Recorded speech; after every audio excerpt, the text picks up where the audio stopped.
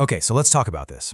What if the biggest thing holding you back isn't your job, isn't your situation, but it's actually the voice inside your own head? You know the one, that internal critic that seems to have a running commentary on everything you do wrong.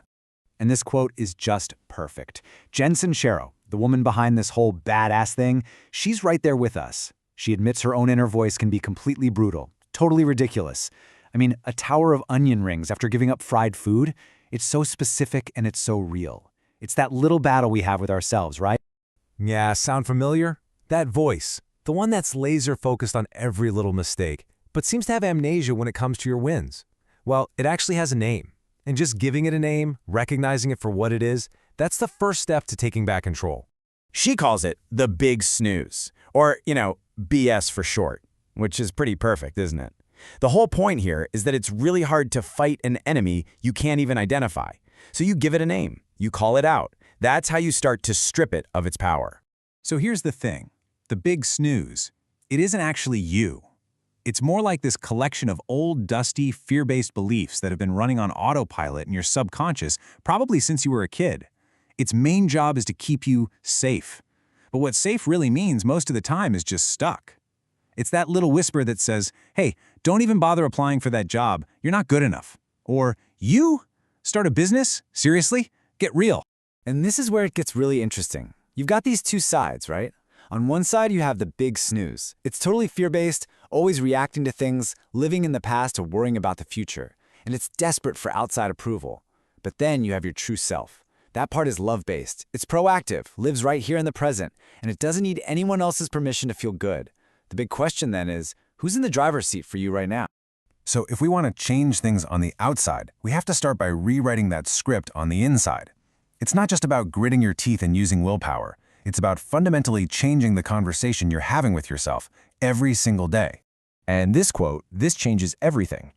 Habits are more about who you're being than what you're doing. Think about that. It's not just about forcing yourself to do a thing, like go to the gym. It's about deciding to be the kind of person who is healthy and active. The action, the doing, just flows naturally from that new identity. It's a total flip of the script. You know, this is probably why so many New Year's resolutions just fizzle out. If you're trying to force a new habit, but mentally and emotionally you're not on board, if deep down you still see yourself as the person who hates the gym, your brain will fight you. It'll find any excuse to drag you back to what's comfortable and familiar. And this is kind of wild. This isn't just some self-help idea anymore. Technology is actually starting to catch up.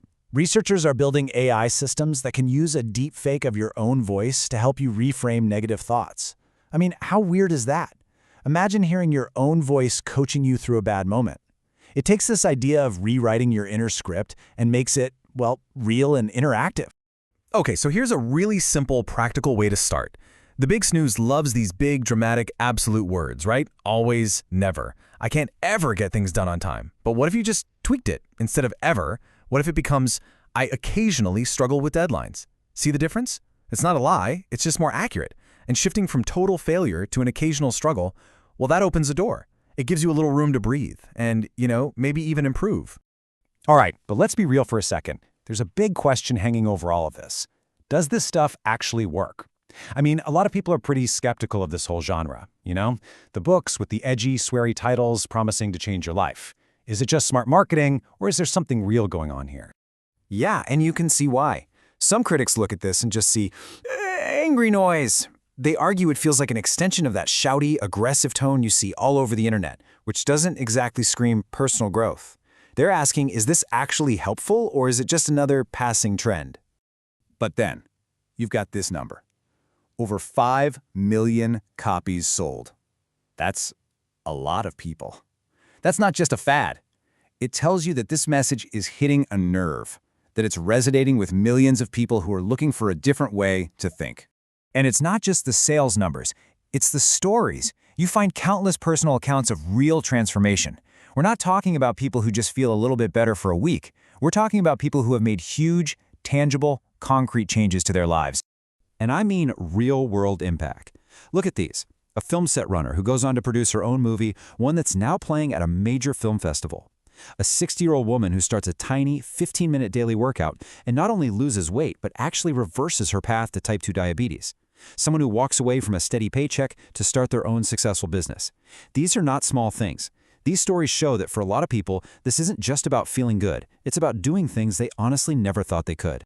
So, okay, if it works for them, what's the secret? What's that turning point? The moment that flips the switch from just wanting to change to actually changing? It really boils down to one single thing. And it's all in the word decide. If you look at the Latin roots, it literally means to cut off. How powerful is that? To decide something isn't to wish for it or hope for it, it's an act of elimination. It means you cut off all other possibilities. You cut off the excuses, you cut off the backup plans. You are literally severing ties with the reality you don't want anymore. It's a clean, decisive break. Sincero puts it so bluntly, and it's perfect. You can have excuses or successes. You can't have both. It's a fundamental choice. Every single time you make an excuse for why you can't do something, you are actively choosing that excuse over the success you say you want. It's a zero-sum game. You can't have both. And once you make that big, almighty decision, everything else starts to fall into place. That decision is the fuel for all the habits that lead to success. It's what gives you the guts to take a risk. It's what helps you set boundaries with people. It's what makes you get back up after you fall down. Things like focus and tenacity, they aren't things you're just born with. They are habits you build, but only after you've truly, finally decided. So that kind of brings us to the final question for you.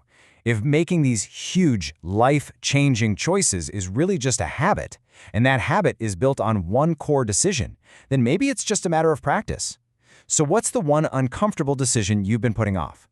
What have you been just wanting to do instead of deciding to do? That's really the only question that matters, isn't it?